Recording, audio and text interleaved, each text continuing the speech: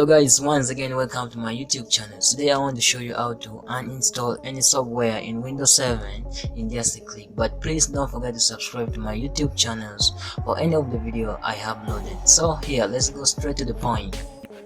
So here's the software I need to uninstall.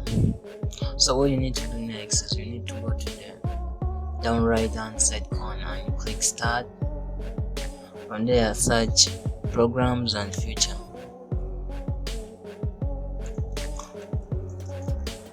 Programs and future, then it will pop up in the next line, control panel. So you click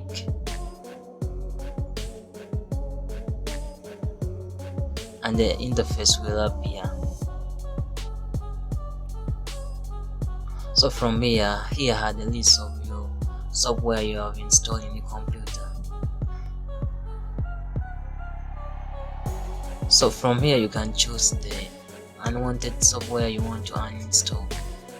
So for me, I want to uninstall this one called FreeCam 8. So you highlight it and after you click uninstall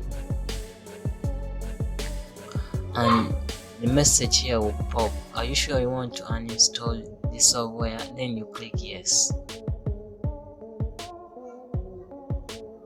and all is done.